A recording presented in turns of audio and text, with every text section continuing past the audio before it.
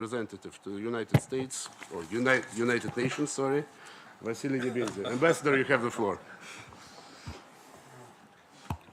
Am I on? Yeah. Thank you. Good afternoon, ladies and gentlemen. Thank you very much for coming to this event. I will be brief, in fact, because we have others to speak today. White helmets are being portrayed in the Western media as humanitarian heroes, and all attempts to expose who they really are being presented as a campaign of disinformation. Only yesterday in Washington Post, I read an article on white helmets, which starts with a Russian disinformation campaign has pushed Syria's best-known civilian rescue group, etc. In response, Russia is using state-run bodies and media outlets to mount a brutal and unrelenting disinformation campaign against the organization, including bogus charges that the White Helmets are preparing chemical attacks on Syrian soil. The British-based Bellingcat research group said Tuesday. We know what kind of research British group Bellingcat conducts.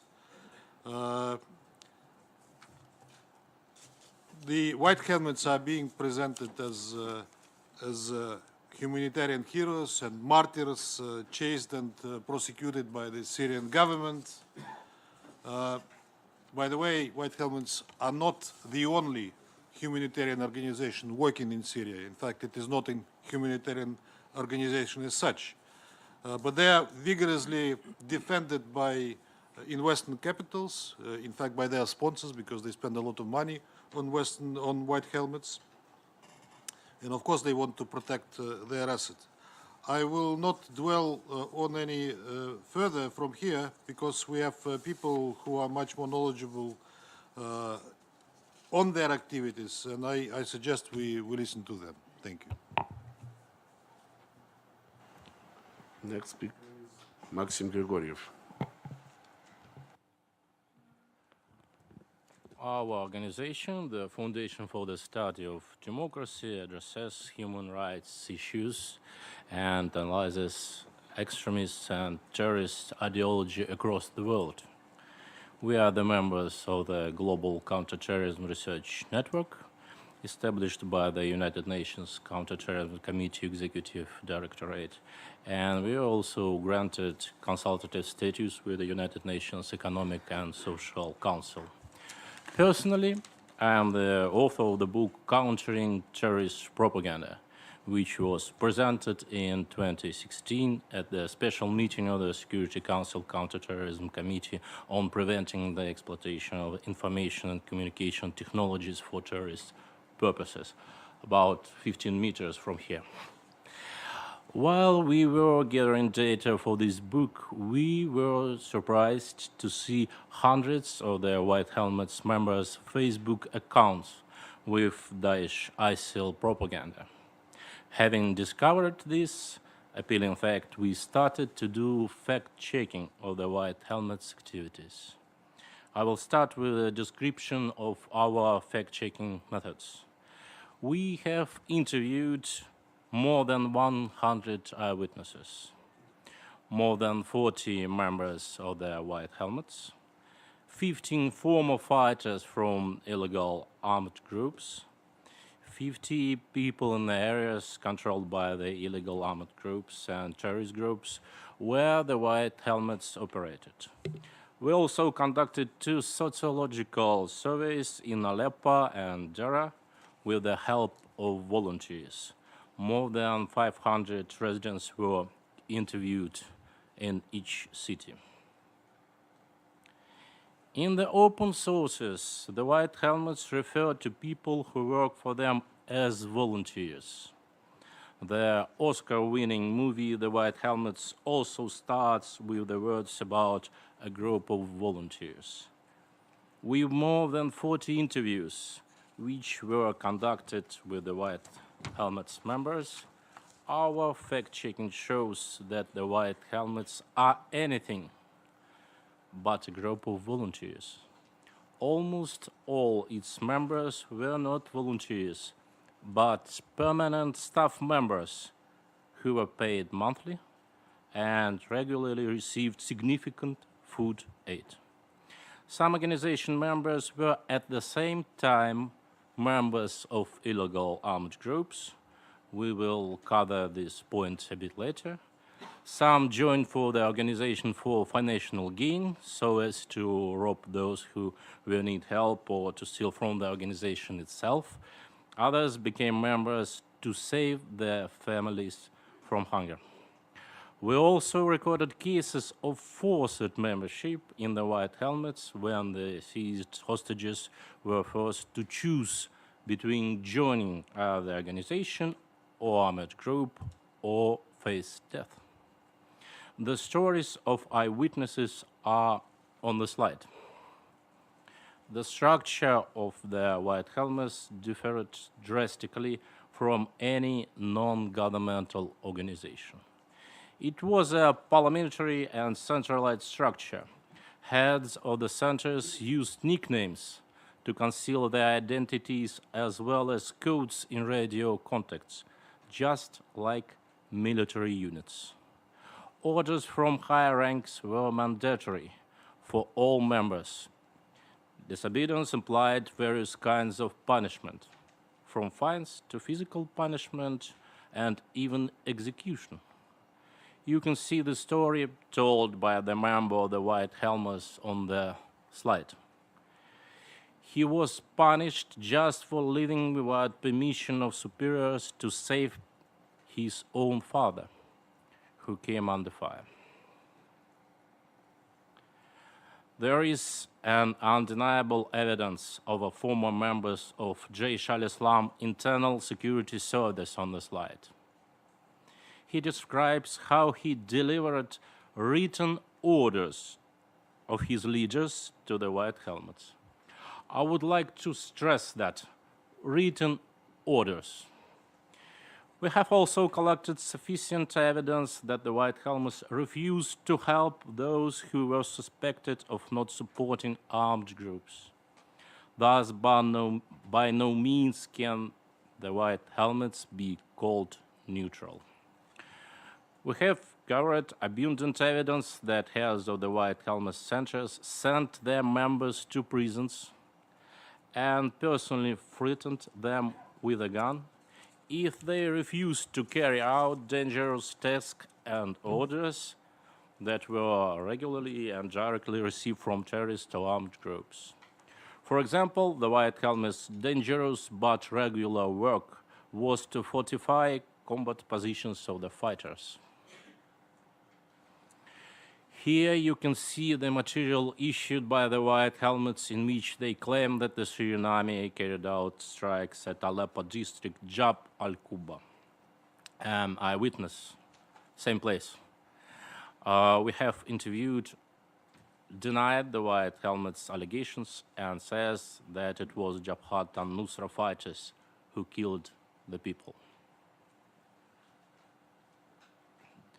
On the right side of the slide, there is a report made by the White Helmets in which they stated that the Syrian forces had attacked a place called Jisr al-Hajj in Aleppo. Right there, a member of the White Helmets who participated in the filming, whom you see on the side of the screen, from the left, we are together, told us how fighters had set the garbage on fire, brought the dead people from the morgue, and filmed the stage rescue. Each of the participants got additional $50 for taking part in that particular staged rescue operation. At the photo above, you can see an eyewitness who told us that he had personally seen the stage rescues organized by the White Helmets, as well as the members of the White Helmets covering people with red paint to imitate blood. At the bottom of the slide, there is a photo made by the White Helmets showing crashed cars from the left. The picture next to it is the photo of an eyewitness, a member of the organization, White Helmets, in Sagba, who told us that it had been just an ordinary car accident. However, the White Helmets claimed that it was the Syrian army that had destroyed the vehicles. Such cases are not exceptional. We unveiled hundreds of them during our fact-checking. Numerous eyewitnesses prove that making fake news and organizing stage rescues was a regular part of the White Helmets' activities.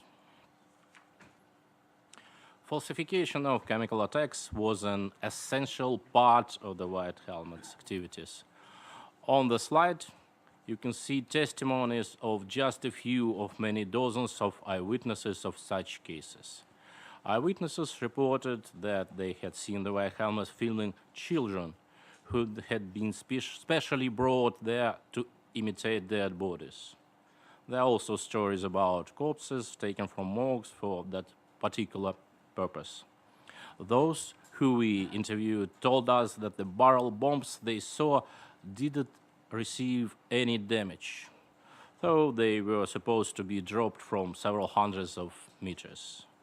Also, eyewitnesses told us that the members of the White Helmets were not wearing gas masks or any protection at all, standing next to what was supposed to be chemical weapons, munitions. Members of the White Helmets report that organization had special groups that arrived at the location of staged rescue beforehand and did necessary preparation, like brought dead bodies, set tires and trash on fire, and used drones for filming. A member of the White Helmets from Sagba says that the White Helmets office for Eastern Ghouta requested fabricated materials every 2 days.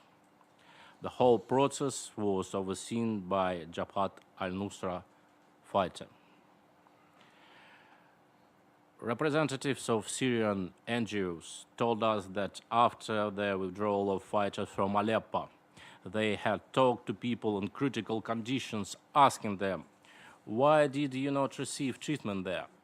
The locals answered that they had not trusted the White Helmets. People came there for treatment, but only dead bodies came back. The slide shows the words of the head of the nursing staff at Ibn Rushd Hospital in Aleppo. He says he personally examined the body of his acquaintance who had been taken away by the White Helmets. The body was returned with no organs. Our special thanks go to the journalist Vanessa Beeley, who first reported about those crimes. On the screen, the top of the slide presents the words of an Aleppo resident who states that people evacuated by the White Helmets often came back with no organs. Children and women were particularly likely to become victims of the White Helmets. With neighbors in Arab cities always in contact with each other, such cases soon became known for the entire district. Therefore, it was easy for us to detect many dozens of such cases in Aleppo. The total number of organ theft crimes related to the White Helmets is probably significantly higher and reach at least several hundreds only in Aleppo. The bottom of the slide shows the words of former member of Ahrar al-Sham armed group who claims that his commander Shadi Kadik, codename Abu Adel al-Halabi, acknowledged the existence of the system for organ theft. A large body of evidence let us make a clear conclusion that the White Helmet centers were a key element in the system of forced human organs removal. On the screen, you can see several witness testimonies by the White Helmets and former armed groups members. There are some of many dozens of observations on the practice of stealing from those who need help, no matter dead or alive. That was widely spread among the White Helmets. The absolute majority of the victims were women. Members of organization give us details on how members of the White Helmets had robbed apartments and stores. Members of the White Helmets say that their senior ranks had a diverse and comprehensive system of embezzlements and deception of sponsors that included such measures as the falsification of payrolls, forging expenses on fuel and equipment repairs, and selling humanitarian aid. The main characters of the Oscar-winning movie The White Helmets are staff members of the center in Ansari district, Aleppo. Somehow, the movie fails to mention that the White Helmets deployed their center in the third arts school for girls in Aleppo, which they had seized, forcing girls and teachers out of the premises. It was not an exemption. Capturing schools and kindergartens, forcing children and pupils out, and ordering teachers, on pain of death, to send their students to religious schools were the standard practices employed by the White Helmets, which had a devastating impact on the Syrian educational system. Noteworthy is the opinion of an opposition journalist who worked with White Helmets. And here I quote, "Out of 26 centers operating in East Ghouta, 10 were located in schools and 1 in a kindergarten." Here's a story of a man from Aleppo who worked as a fireman for 25 years. He says the Syrian government continued to provide funding, even when his district was occupied by armed groups. He stopped working only after the fire station was seized by the White Helmets. Many staff members of this organization, White Helmets, told us that most of them lacked specific training. Many even didn't finish school, and equipment they captured often stood idle. The White Helmets destroyed an effective national firefighting system and tried to replace it with their own system, aimed at self-promotion, poorly functioning, and staffed with unqualified people. Members of the White Helmets give us a detailed account of how the organization centers work to fortify battle positions of the terrorist groups and illegal armed groups, supplied them with water and food, and evacuated wounded fighters from a front line. Let me refer to one of such testimonies on the screen. And here I quote, "We built earth banks, dug trenches, transported fighters, their weapons and ammunition. For example, we dug trenches and built an earth bank in Masraba and Ash-Shafunia."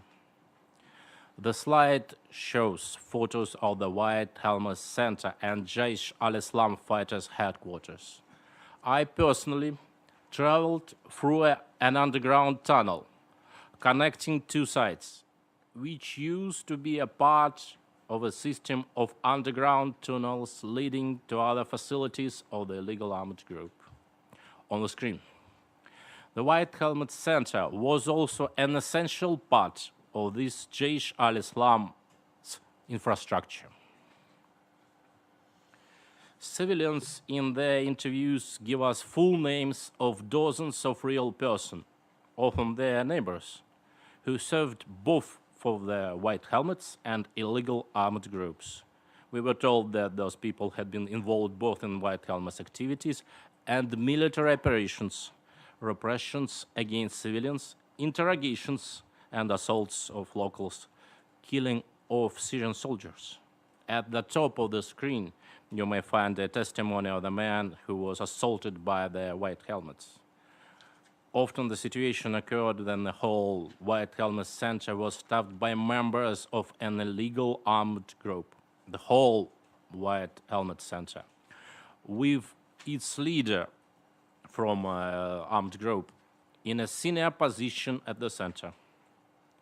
At the bottom of the screen, you may read a vivid account given by a witness who tried to find a job at one of the White Helmet centers, but was requested to provide a written recommendation from the Sharia Committee of Jabhat al-Nusra, Al-Qaeda affiliate in Syria and Lebanon. We also have evidence that many members of the White Helmets covertly underwent military training, including in laying landmines. One of the training centers was operating under the supervision of Jabhat al-Nusra in the area of the granary in the city of Sarakib. Almost all eyewitnesses explicitly told us that members of the White Helmets concealed their connections with armed groups and terrorist groups only when interviewed by the Western media. In all other situations, they not only didn't conceal this, but spoke proudly of being members of armed groups and participating in hostilities. Those facts are beyond doubt. One only has to visit the Facebook pages of members of the White Helmets, where they have posted hundreds of photos with weapons in their hands. Likewise, the Facebook accounts of members of the White Helmets are full of propaganda materials of terrorist groups, including Daesh ISIL and Al-Qaeda, praising Osama bin Laden and other individuals listed by the United Nations as terrorists. In 2018, hundreds of former White Helmets members and their families came to Western countries. Those people know how to kill. They are skilled and experienced in using weapons and follow religious and anti-Western ideology. This threat has grown considerably after Raed Saleh, the White Helmets leader, was denied and tried to the United States in 2016, and his visa was cancelled as he was listed as a threat to the US security. In view of these own claims that the White Helmets do not pose threat to Europe and the United States are nothing but politically motivated, and in fact conceal a real and obvious threat to those countries' security. Now I'm going to demonstrate few of more than 100 interviews which we conducted through our survey.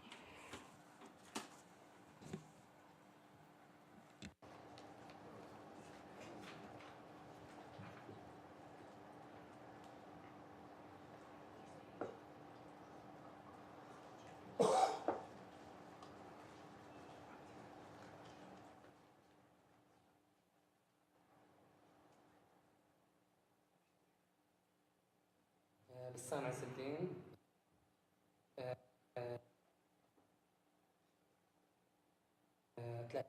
30 عام من بلدة ديرا صفير ملقب هادي بالنجد مراسل لقناة أورينت ومساعد في البرنامج السوري الإقليمي كيمونكس التابع إلى وزارة الخارجية الأمريكية. تماما هلا في عندك شقين، والشق الأول للناس اللي ما بتعرف شو هو الدفاع المدني، ففكرت إنه الدفاع المدني هو عبارة عن إنقاذ مدنيين وإسعاف، فكان هذا شق كتير صغير، يعني كان نسبة كتير قليلة، والباقي كلياته طبعا مشان الأموال. قسمت الغوطة الشرقية إلى قطاعين. سيطر الجيش العربي السوري على قطاع الجنوبي اللي هو متمثل بدير عصافير مليح عز الدين. صار عندنا فقط قطاعين داخل الغوطة الشرقية، اللي هو القطاع الشمالي متمثل بدوما والشيفونية ومنطقة مسرابة، والقطاع الأوسط المتمثل بحرستا متوسط بعربين بحموريا بسبا. فهون كل فصيل مسلح سيطر على المنطقة، يعني فيلق الرحمن ما بيقدر يروح على دوما بيعتقل، وجيش الإسلام ما بيقدر يجي على هي المنطقة، فكل مين سيطر على مؤسسات الدولة بشكل كامل اللي هي موجودة عنده. كان من ضمن السيطرة على هي الأساس سيطروا على مراكز الدفاع المدني، إن كان الفيلق سيطر على مراكز الدفاع المدني الموجودة بالقطاع الأوسط، وإن كان الدفاع المدني أو جيش الإسلام سيطر على مراكز الدفاع المدني اللي موجودة بدوما. أنا بعرف أشخاص كتير كانوا قادات بجيش الإسلام وقادات بفيلق الرحمن، صاروا رؤساء مراكز بالدفاع المدني. رح أذكر لك على سبيل المثال أبو صياح من منطقة شيفوني، اسم ما بعرف يعني، هو قيادي بفيلق الرحمن، صار قائد مركز لمنطقة الريحان تقريبا، واستلم هو أبو عمر ريحان، كانوا قادات كتائب، استلموا الخوذ البيضاء، استلموا مركز دفاع. بعرف أبو أحمد كعكة هو من دوما، كان مستلم مراكز الدفاع شات دوما. بعرف محمد قتادو لحركة أحرار الشام، هو من منطقة حرستا. بعرف بشر الحافي وأخوه تقريبا، هذول كانوا عناصر بجبهة النصرة وصاروا دفاع مدني. طبعا كمان استلموا مراكز. في اشخاص كثير يعني اذا بنقعد احنا بنعدد فيهم، عددهم طبعا كان داخل الغوطه الشرقيه هن 220 عنصر للدفاع المدني. فاذا بنقلب فيهم تقريبا بيطلع عندك حوالي مسلح منهم 100 من 100 ل 150 عنصر تقريبا، بين قيادات كانوا بالفصائل المسلحه وبين عناصر، والباقي ما تبقى هو عناصر مدنيه. في عنا بداية قطاع دوما كله تابع لجيش الإسلام. مراكز القطاع الأوسط لفيلق الرحمن، قطاع حرستا اللي هو طبعا تابع للقطاع الأوسط، بس لكن منطقة حرستا الوحيدة اللي كانت مستقلة وتابعة لحركة أحرار الشام فجر الأمة، طبعا هي وجبهة النصرة. فنحن عندنا 3 فصائل أساسيين داخل الغوطة الشرقية اللي هن فيلق الرحمن، جيش الإسلام، جبهة النصرة. فهي الفصائل إذا بننخبها كان فيها جزء من جيش الإسلام، جزء من فيلق الرحمن، وجزء قليل من جبهة النصرة. كانوا أعضاء أساسيين هون وهون، بس لكن وقت صار في تساؤلات مشان ما يكذبوا قاموا بفصلهم على العلم قدام العالم، انه فصلهم من جيش الإسلام والفصائل المسلحة ودمجهم تحت الخوذة البيضاء، لكن هن بالأساس يتبعون إلى الفصائل المسلحة، لكن أمام ناظر العينين للعالم هو مفصولين من الفصائل.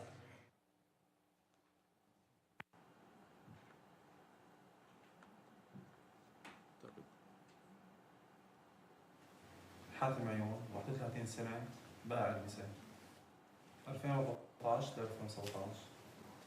نهاية بالهيئة الأمنية بالأمن الداخلي، مراسل برقيات بين الأمني والمؤسسات، وخاصة الخوذة البيضاء.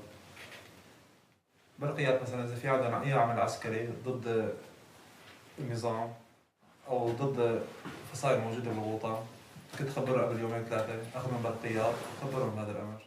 الخوذة البيضاء مشان يجهزوا حالهم للإسعافات والأمور تخديم العمل تبعهم.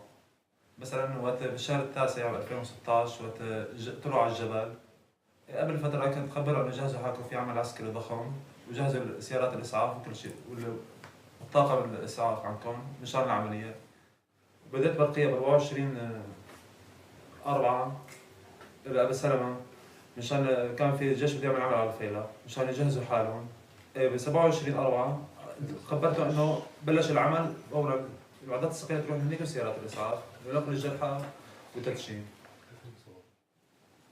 أنا محمد مصار كنت روح لعنده يعطيني أسماء العناصر الخوذة البيضاء كلهم، أعطيهم لبشير شيخ الدراعة مشان أشوف مين الأسماء الشخص اللي مشان ما بيناسبهم لهم طالعوا برا الخوذة البيضاء حسب الضرورة.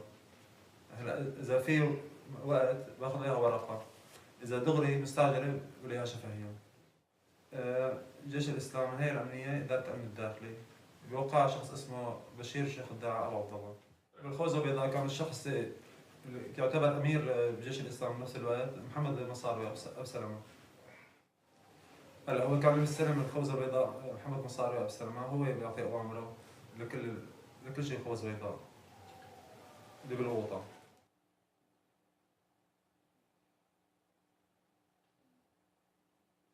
Мы находимся в Алеппо в районе под названием Сахур. И место, где мы находимся, под названием Дуар Нафура. А беседуем сейчас с Аднаном Исаи ибн Абдул-Латиф.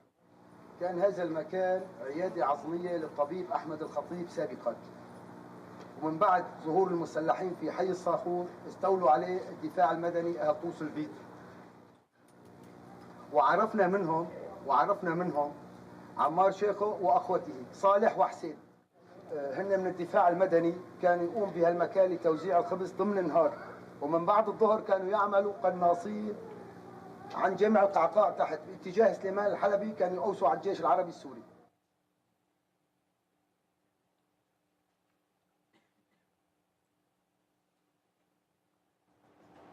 Мы сейчас находимся с вами в районе Алеппо под названием Джубл-эль-Кобба.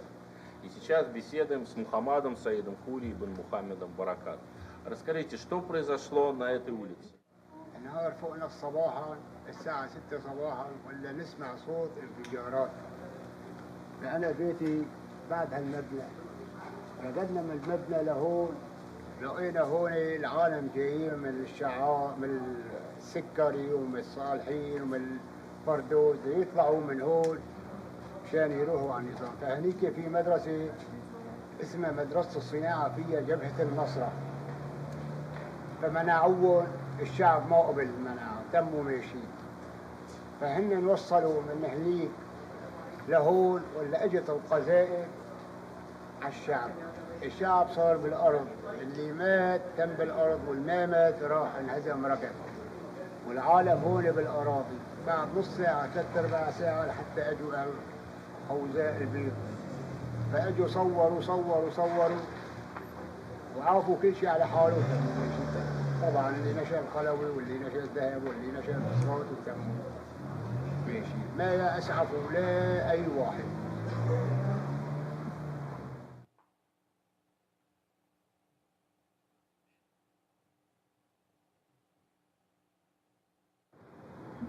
Мы сейчас находимся в Алеппо в месте под названием Джиср-аль-Хадж, то есть мост Аль-Хадж.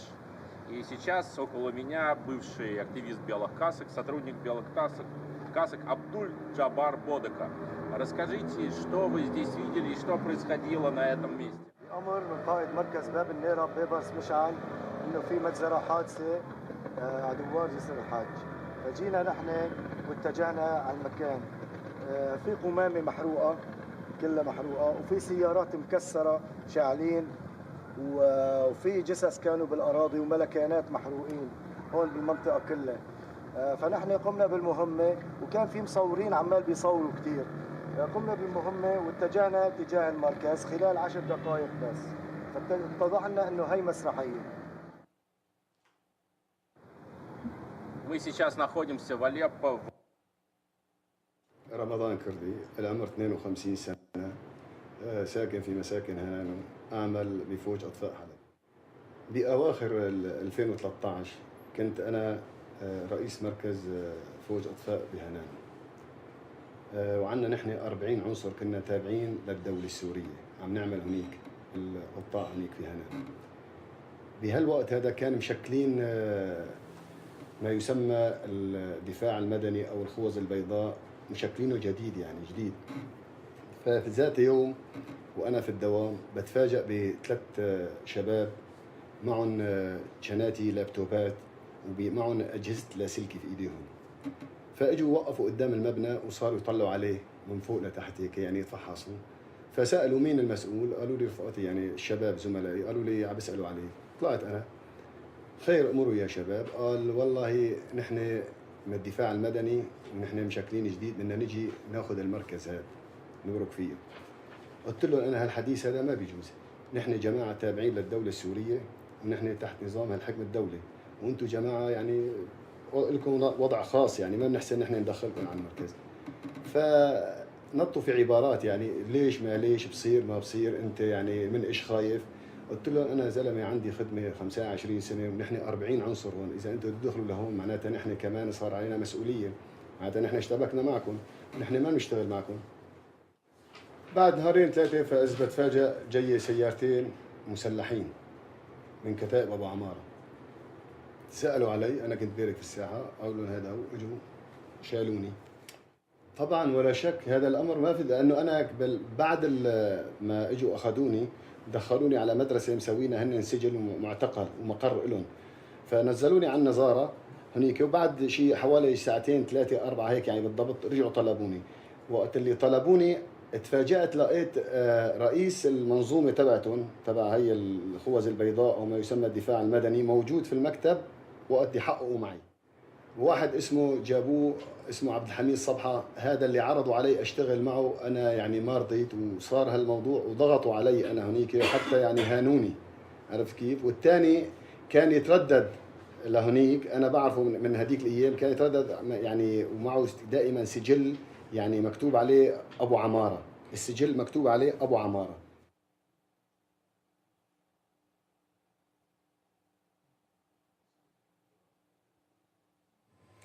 أنا كنت بمساكن هنانو في مكان سكني يعني، فسمعت صوت بكاء وصوت استغاثة يعني، فطلعت أنا نزلت من بيتي أشوف إيش القصة، فقالوا لي إنه جابوا جثة يعني، فهمت علي؟ فرحت بحكم أجيرة وكذا، فهمت علي؟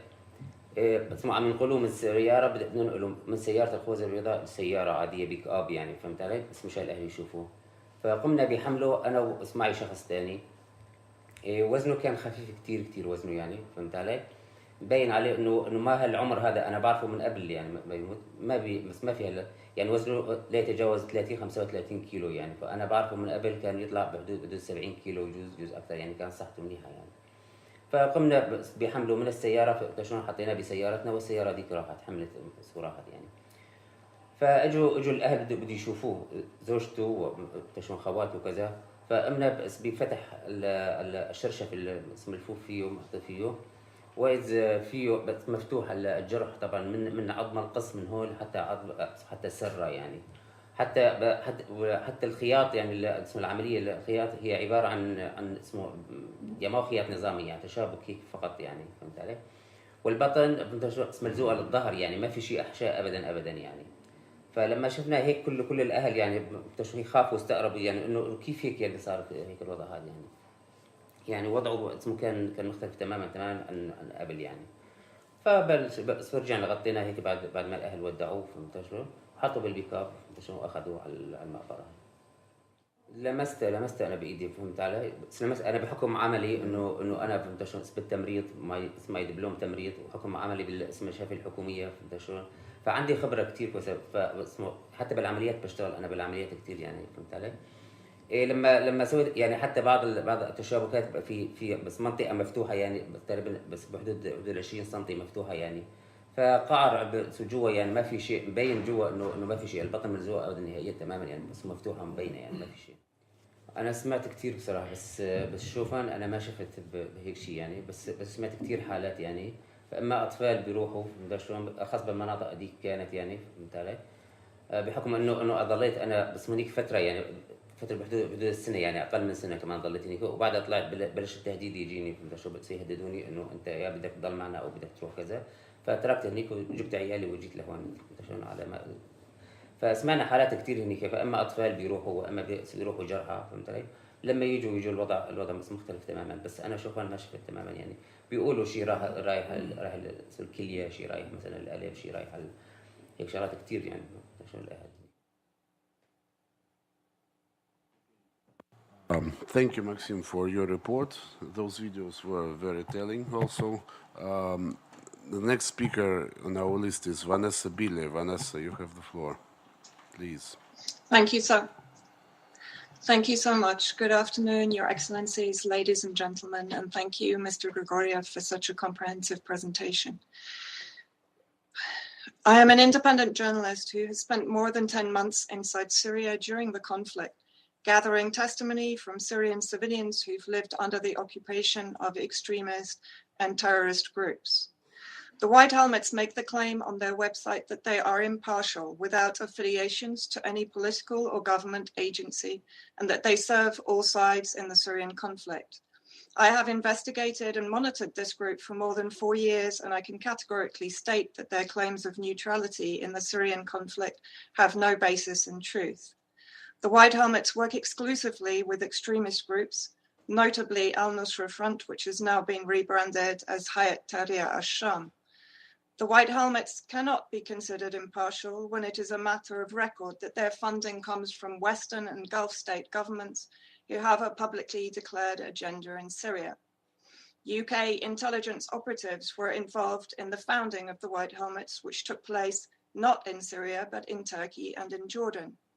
Not only are they embedded with terrorist groups such as Nusra Front, which is Al-Qaeda, they actively collaborate with these groups and have been filmed on a number of occasions participating in brutality against Syrian civilians, dismembering the corpses of Syrian Arab army soldiers, and mopping up after terrorist executions.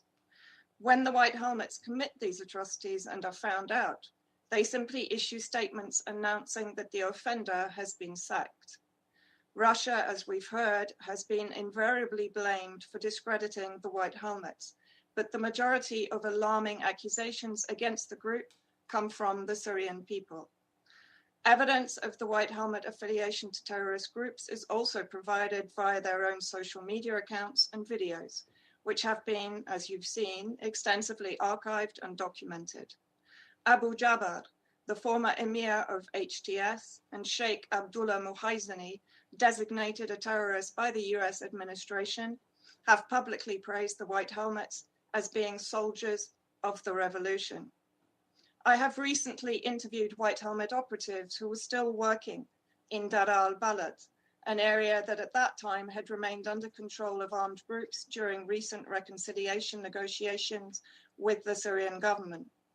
During the interview, the leader of this White Helmet group, Mohammed al-Mahamid, informed me that many White Helmet groups are led by a Nusra Front or HTS armed members, and they went further to confirm that if a leader of a group is Nusra Front, then all White Helmet members of that group will adhere to the same ideology and be a member of the same group.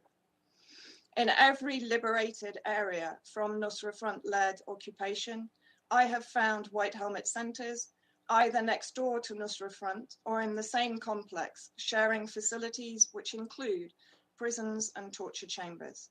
I witnessed this myself in Quneitra, East Aleppo, Eastern Ghouta, where in Sakba, for example, as you've also heard, the White Helmet Center was connected by tunnels to the Jaish al-Islam bomb-making factory. Another example, in September 2018, ground-launched cluster munitions targeted civilians in northern Hama, the Syrian Christian towns of Al-Skelbiye and Mahade. In Mahade, 13 civilians were killed in this attack. I was told that some of these munitions were launched from a place called Madik Citadel, where the White Helmets have their base alongside Jaish al-Islam and Nusra Front. The Netherlands government has recently withdrawn funding from the White Helmets and made a rescue, an NGO established by the former British intelligence founder of the White Helmets, James Le Mesurier, in 2014, to act as an intermediary between the UK Foreign Office and the White Helmets. Funding was withdrawn by the Netherlands government because of the suspicion that financing was being diverted to terrorist entities in Syria. Despite this, the British government has continued financing the White Helmets via Mayday Rescue, who received £1.8 million of British taxpayer contributions in October 2018, in addition to £38 million already given by the UK government to this organisation. Much of this funding appears to be spent on media training and operations. Head of White Helmet Media, Asad Hanna, boasted that his media department was 150 strong on his public CV. That makes the media department for the White Helmets bigger than the combined media departments of all rescue services in the UK, and it gives an idea where the priorities of the White Helmets and their backers lie. Effectively, this enables the White Helmets to function as a primary information source, for example, for Human Rights Watch, Amnesty International, and Western media, as highlighted in a 2017 UK Foreign Office document. The White Helmets, of course, have been primary producers of the chemical attack narratives in Syria. The alleged Douma chemical attack resulted in the unlawful France, UK, and US bombing of Syria in April 2018. The OPCW interim report confirmed that no trace of nerve agents was found. Quote, no organophosphorus nerve agents or their degradation products were detected either in the environmental samples or in plasma samples from the alleged casualties. unquote. With respect to chlorine, environmental samples were reported to contain chlorinated organic elements, but their origin remains undecided 8 months after the alleged attack. Swedish Doctors for Human Rights investigated the alleged chlorine gas attack in Samin, March 2015, and found that, quote, the life-saving procedures on the children shown in the White Helmet videos were found to be fake and ultimately performed on dead children, unquote. The Syrian people have unquestionably accused the White Helmets of child abduction, facilitating organ trade, torture, murder, theft, corruption, the withholding of food and humanitarian aid, and they have described the White Helmets as Nusra Front's civil defense. The White Helmets and their backers persist in calling the organization the Syrian Civil Defense, when it is most definitely not. The bona fide Syrian Civil Defense was founded in 1953 in Syria and is the only civil defense to be recognized by the International Civil Defense Organization in Geneva.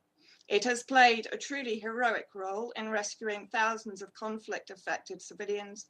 80% of Syrians are served by the real Syrian Civil Defense in the government-controlled areas. The real Syrian Civil Defense is inclusive of all sects and minorities in Syria, and thus representative of Syrian secular society. The White Helmets are exclusive of such diversity. One example of this sectarian ideology is that Idlib White Helmet members called for the extermination of the Shia Muslim villages of Kafraya and Fua in January 2016.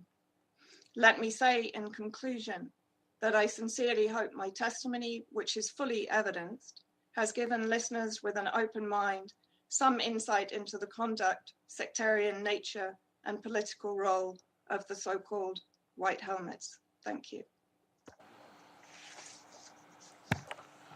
Thank you, Vanessa. So, Rafik, now it's your turn. Ladies and gentlemen, the White Helmets are adopted as a major source of Syrian news. The basis of their work is propaganda purposes and not for neutral humanity purposes, as they afforded in the media. They were created to serve the interests of countries that do not want stability in Syria. Such countries use the White Helmets to pass agendas within the Security Council in order to pressure Syria. If the White Helmets organization is neutral, as they claim, then why do they only receive financial and logistical support from the country that's supporting terrorism in Syria? Although their slogan when they first appeared was, "We do not receive financial support from any countries." And everyone knows that many countries, they pay them millions of dollars. If they are neutral, why do we find many of them carrying weapons alongside terrorism organization specialty al-Nusra Front? And their headquarters were always attached to the terrorism organization. If the humanitarian organization should not be shared with the joys, sorrows, victories of the terrorism fighters, it should not raise the flag of al-Nusra or shout Allahu Akbar like al-Nusra. They are taken aside with the al-Nusra Front in terrorism and sectarianism. A person who does humanity work does not put his foot on the dead body and on a civilian or a military soldier as if taking revenge. But we see the many of members of the White Helmets do this. It's truly surprising that despite everything they did, they were nominated for the Nobel Peace Prize and they awarded the Oscar in America. But the question here, If they deserve the honor, why did the US government cancel the visa to the head of the White Helmet in Syria, Raed al-Saleh, and prevented him from entering the territory to receive award for unknown reason? Speaking about my work, I have made more than 200 documentary films. The last work is The Veto. I made it with my colleague, Vanessa Beeley. The film shows the time the White Helmets were introduced immediately after the fabrication by major media operations fabrication in Syria. By voice and image were exposed. The White Helmets were Plan B, people who better lying, presented as an angel of mercy. I call the movie The Veto in honor of the veto decision taken by Russia and China supporting the truth. And here I'd like to say, on behalf of the Syrians, I say thank you to Russia, thank you to China, thank you to Iran, thank you to all who supporting the Syrian people in their crisis. Ladies and gentlemen, the true revolution does not only come out of the mosques, carrying a Wahhabism, Salafi, Takfiri thoughts. It should include university, culture center, and national parties, which did not happen in Syria.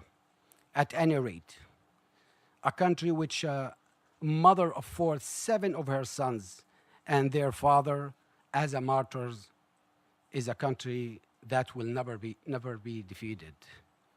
As a Syrian citizen, not as a journalist, I realize that without the faith of the Syrian people and the Syrian Arab Army, which is made of all the Syrian people, and without the President Bashar al-Assad, Syria would have been a country that spreads terrorism and sectarianism in the old world. White Helmets, I was born in Syria, and I love Syria. So I say to those people who supporting the White Helmets and continue to compress against my country, please stop lying, stop killing, stop doing this to my country. You will reach nowhere. You know why? Because in the end, we are the real veto. Thank you. I have the film with me here, and I want to give it to anyone who want it. Anyone who want the film, I'll veto. He can raise his hand, and we will pass it to you. And I authorized everyone to use the film on any channels. This film, it's talking about the fabrication for the major channels in the world, like CNN and Al Jazeera. I hope you see this film and show the film on your channels. Thank you. Thank you, Rafik. In conclusion of the official part of our event, we give the floor to Syrian Ambassador, Ambassador Jafari. Thank you so much, dear Maxime, for moderating this very important side event. I'm going to make very short remarks in order to allow the esteemed audience to ask any questions that might come to their mind.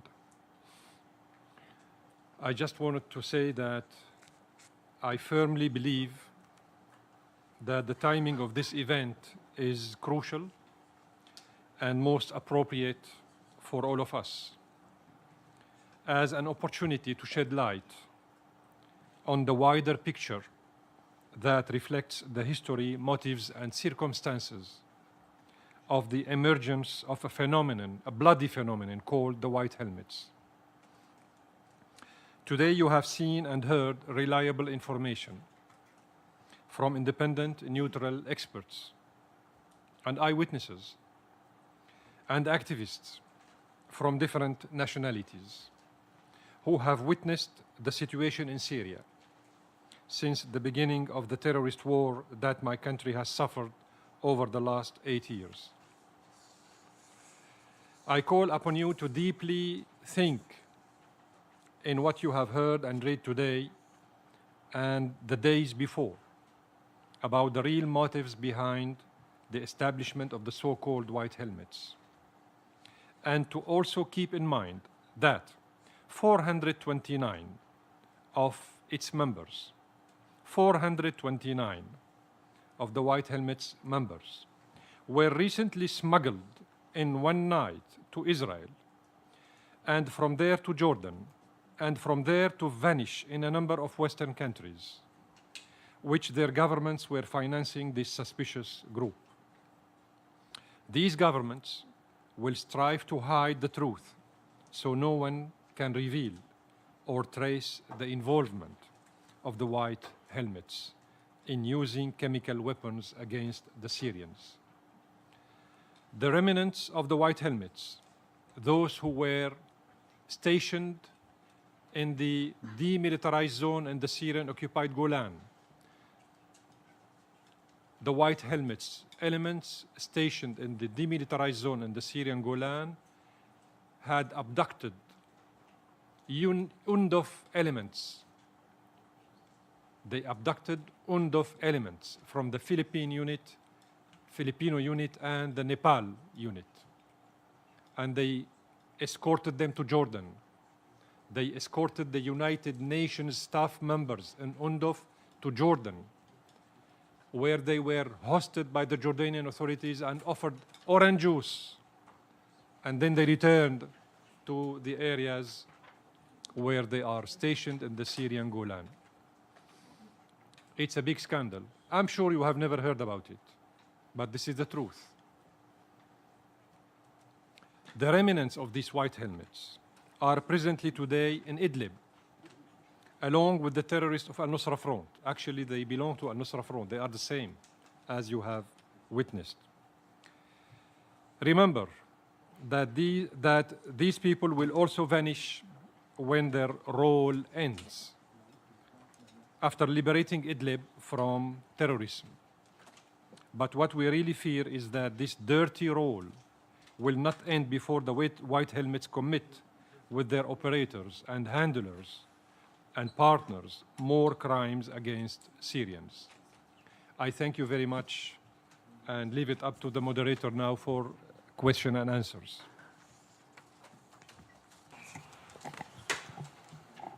Thank you, Ambassador. We still have a little time for a small Q&A session. So who wants to answer? Wants to ask some questions? Pamela Falk, please. CBS News, and thank you all for your presentations. I'd like to ask both ambassadors, what would, we've gotten a lot of evidence from the other speakers, where does the U.S. go now in Syria? What's next? We heard a lot today. I know you were here for a particular mandate about the White Helmets, but what happens to all of this when the U.S. pulls out? Big question, but I know you can handle it. Thank you, Pamela. I think that question will be appropriate to answer when the U.S. pulls out. Some doubt? We heard statements and announcements before, and you know pretty well that that after those initial announcements, they changed their mind. It was said yesterday, but we need to see what will happen in reality. So far, I'm not yet sure, because I didn't hear at least any follow-up developments on that. I wouldn't call it even a decision, because I think it was an announcement rather than a decision. I personally think that the pull out of all foreign forces which are in Syria illegally, illegitimately, and are de facto occupying large parts of the country will only help and facilitate the stabilization that we have been witnessing in Syria, especially in the last year. If that happens, I think that that will be very good. US will fulfill their promise that they pledged some time ago, and I think that will be a good start for our fruitful future cooperation on the credible political process in Syria. Follow-up, is there any sense of some kind of amnesty or what would happen with different opposition groups as the U.S. leaves Syria?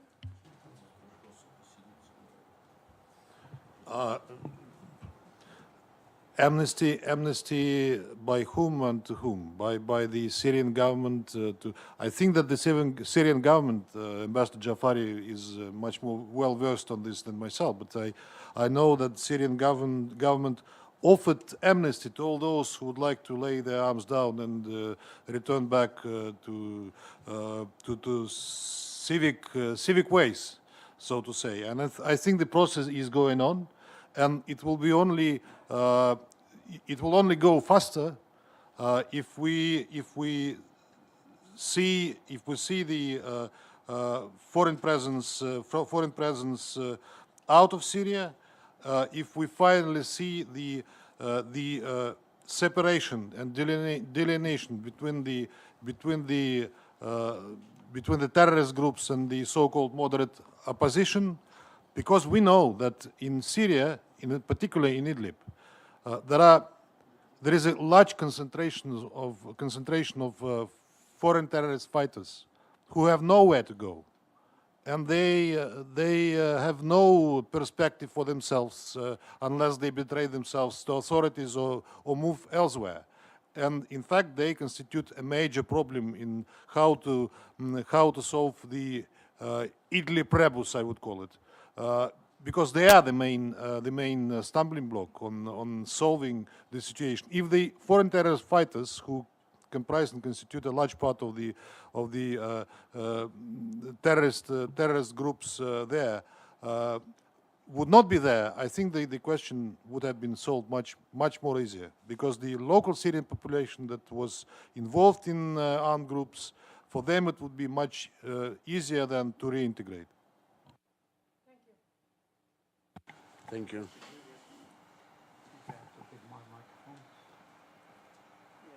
Nizar Aboud of Al Mayadeen Television. My question to you, Mr. Ambassador, why this material is not presented to Human Rights Watch and Amnesty International and other human rights organizations, and how are you dealing with such material with regard to the reports of the United Nations regarding human rights and the situation in Syria?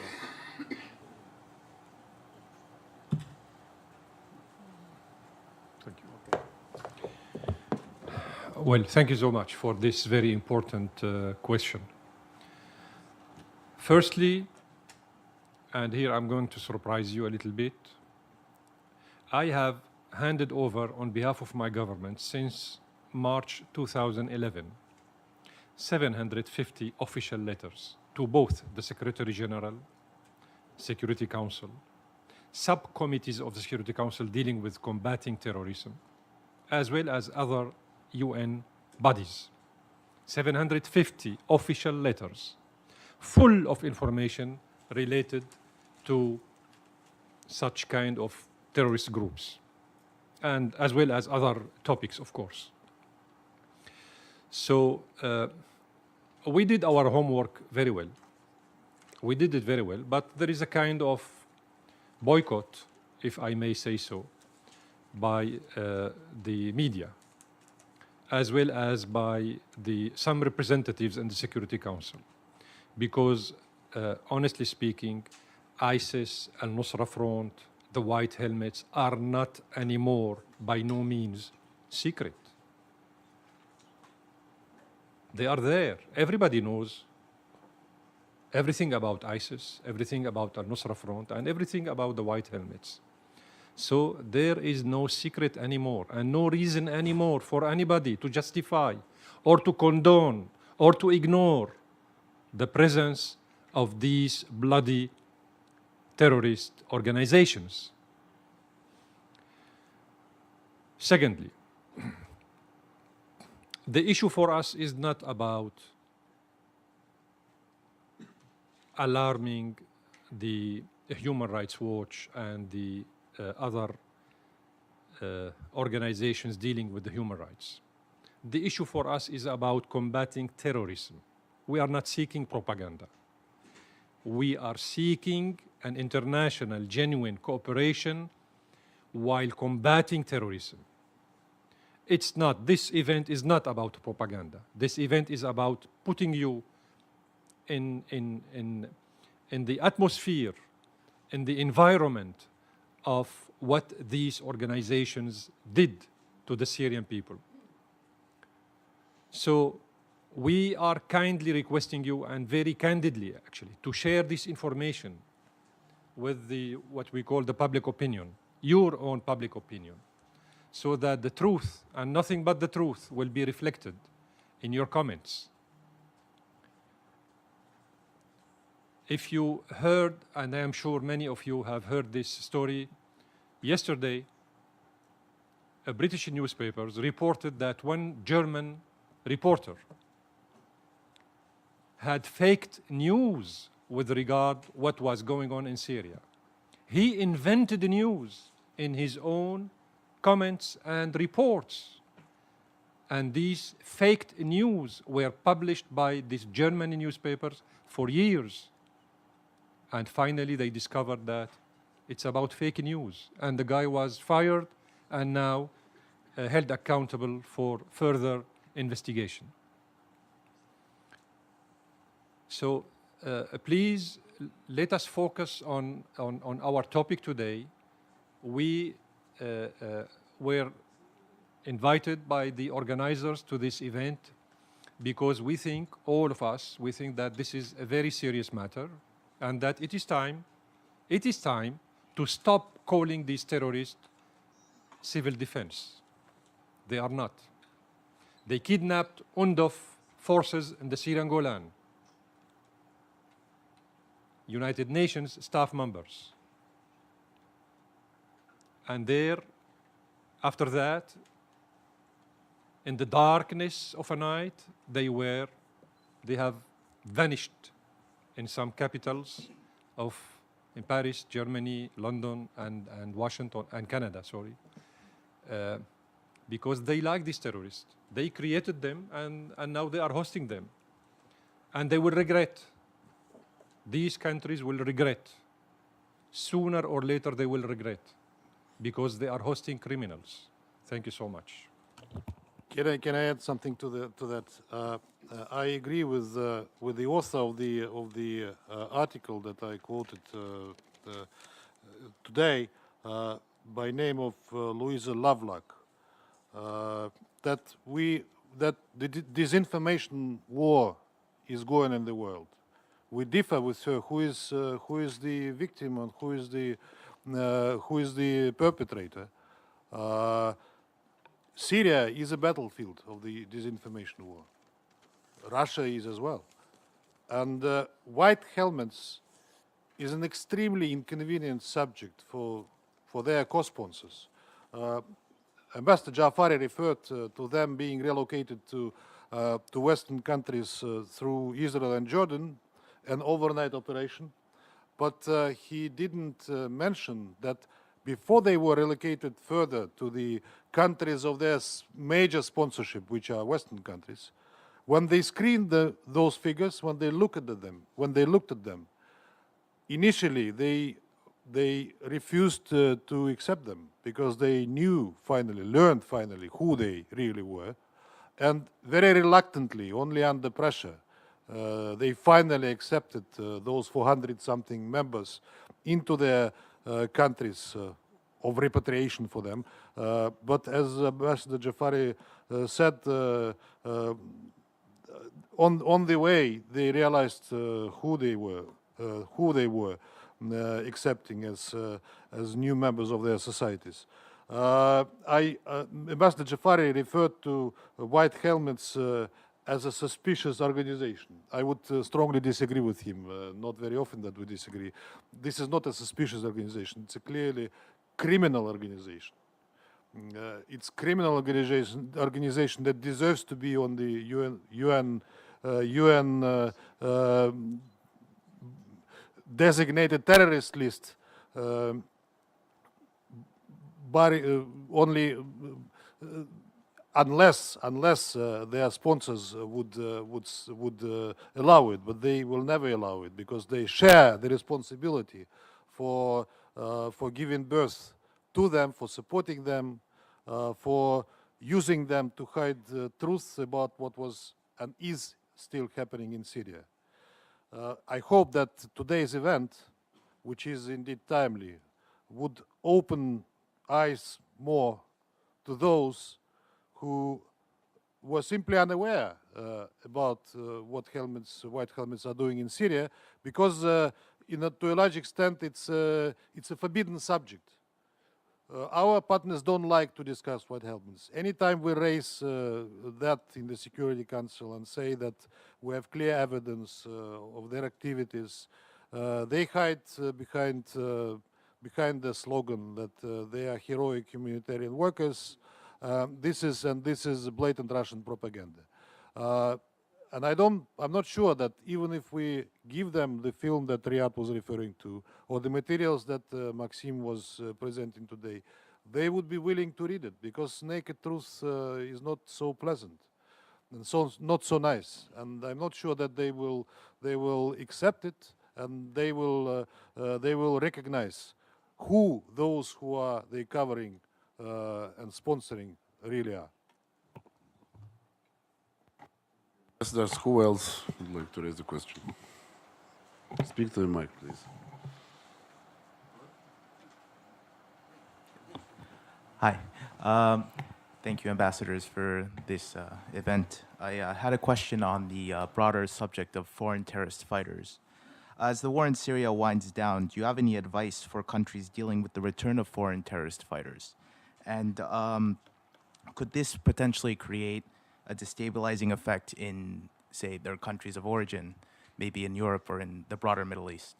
Thank you. There is a principle that we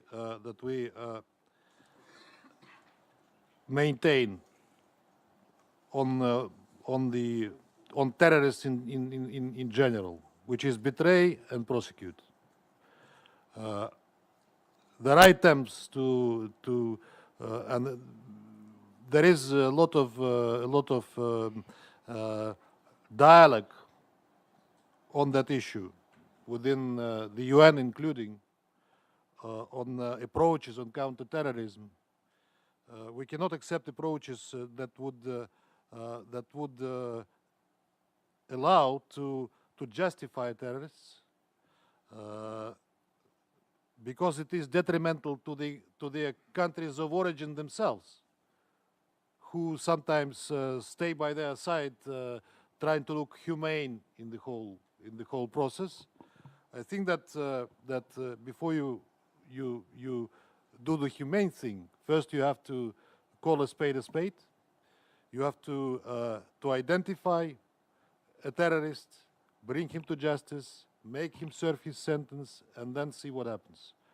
On the foreign terrorist fighters, there is a, and that again I alluded to the problem within the Syrian context, because it's a huge problem there.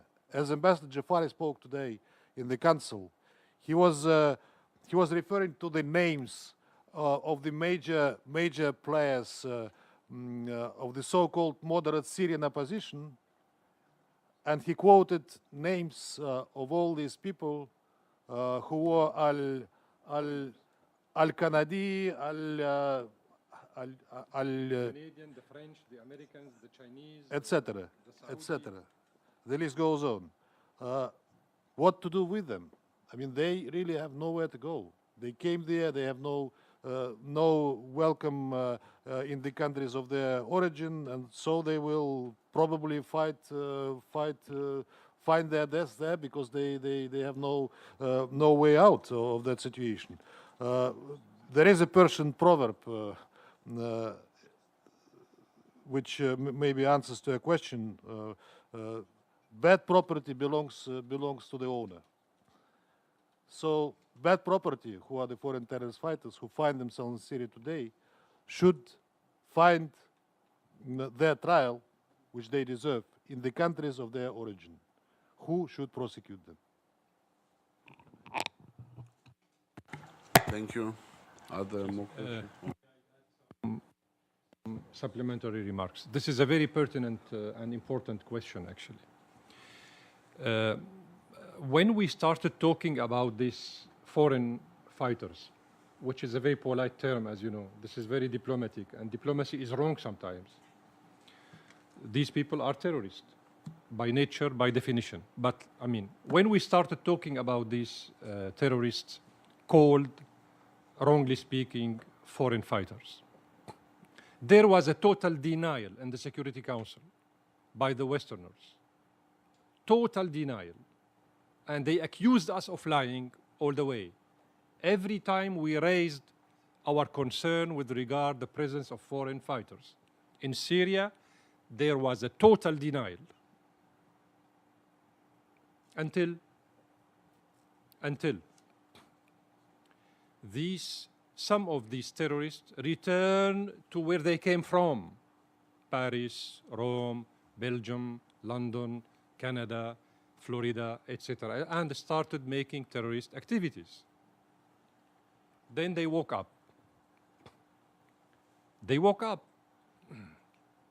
to acknowledge that, well, this is true, what the Syrians are saying, what the Russians are saying, what the Chinese are saying, what the Bolivians are saying, what the Kazakhstanis are saying, what the Ethiopians are saying. Well, this is true. There are foreign fighters in Syria. You see this contradiction? What is the reason behind this contradiction in their behavior? The behavior of those governments called permanent members in the Security Council. The reason is very simple. The idea was, at the beginning, when they created these monsters, the basic idea was, you know what? Let us get rid of this garbage in our societies by sending them to Syria. Provided that they will not return. They will kill Syrians and be killed by the Syrians. But they never thought that these monsters would go back to where they came from. So when they woke up because the problem arrived to their own capitals. And that was not on their agenda when they created these monsters.